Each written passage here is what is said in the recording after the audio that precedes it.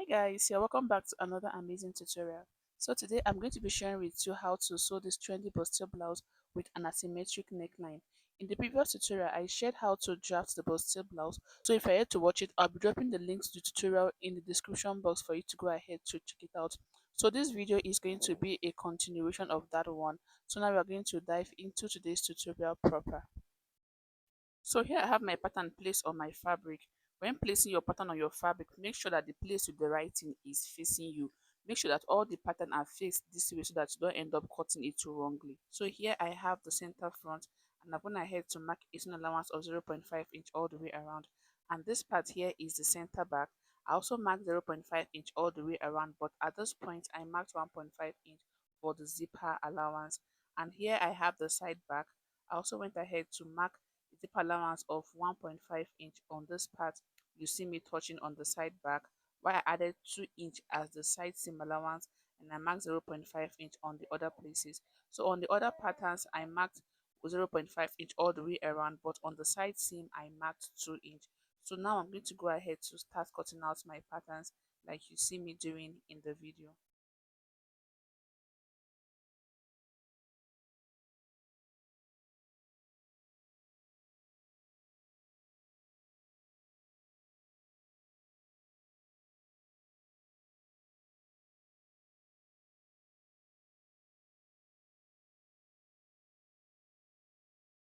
So after cutting, this is what your back block should look like after cutting. So here I have my zipper allowance and I marked 0.5 inch all around and I added 2 inch side seam allowance.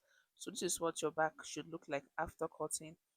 And here I have the front block. I marked 0.5 inch seam allowance all the way around and I marked 2 inch as the side seam allowance. So now we're going to go ahead to start stitching the piece together. So for the sewing, I'm going to be starting with the front block of the blouse, and here I have the front block of the blouse, and I've also gone ahead to mark my allowances where necessary. I also went ahead to cut my lining piece to my main fabric, after which I went ahead to pad the bustier area. So if you don't know how to pad your bustier, I'll be dropping a tutorial on how to do that in the description box for you to go ahead to check it out. The next I'll go ahead to do now is to join my center piece to the side. So I'll go over to my sewing machine and join the center to the side, and I'll repeat the same thing for the lining piece also. So for the back, I'm going to be joining the center to the side also, just this part. I'll go ahead to join that part together, and I'll do the same thing for the lining piece. I'll not be doing anything on this part of the back. So I'll go over to my sewing machine to quickly do all this. Then I'll come back to show you what next. So after joining the center to the side of the front, this is what it looks like. As you can see, the bustier came out really nice. This is what you should have after joining.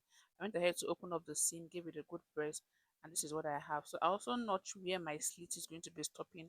I opened up the seam and I ironed that part very well. So this is what you should have once you're done joining the center to the side. I also repeated the same thing on the lining piece, and this is what the lining piece looks like after I was done joining the piece together.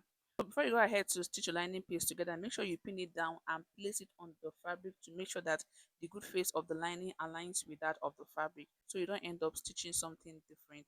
So this is what I did for the front of the dress. Here I have the back block. After I was done joining my center to the side, I opened up the seam and I give it a good press, and this is what I have after I was done doing that. I also made sure that I arranged the lining piece properly before stitching the piece together. So basically this is that for the front and the back. Next I'm going to go ahead to do now is cut out the cape for the blouse I'm making, and in doing that I'm going to be using this sequence fabric you see here. That is because I'm working on a budget and I'll not be beading the blouse, so this is going to come out really nice, but you can use any plain fabric of your choice for the collar. So the first thing I'm going to go ahead before cutting out on my sequence fabric is to trace on a paper. So I'm going to go ahead to place my blouse on the paper like this, then I'll go ahead to trace the neckline like you see me doing in the video.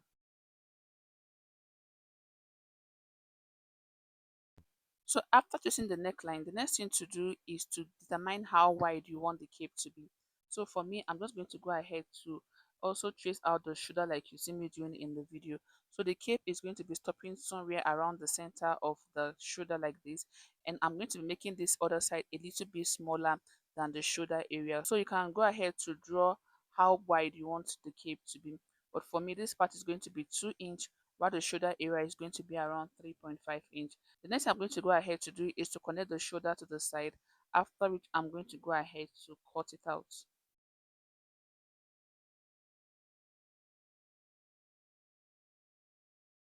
So after cutting out the cape, this is what it's going to look like when you place it on the blouse. The next I'm going to go ahead to do now is to cut this out on the sequence fabric. After cutting it out, I'm going to go ahead to turn the lower part with my lining piece.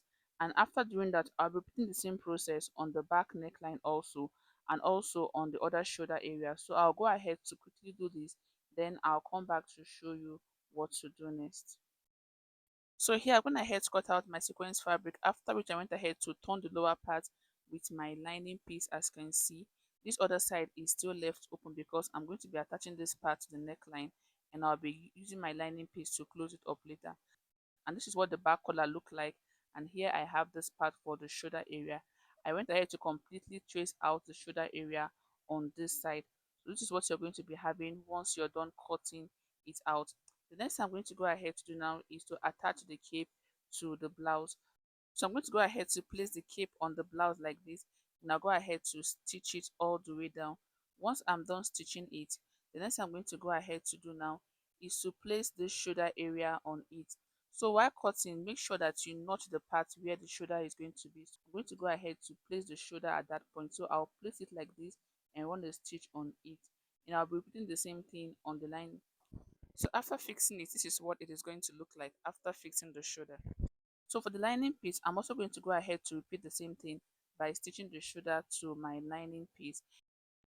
So for the back, I'm going to go ahead to place the cape on the back like this and stitch it to the back.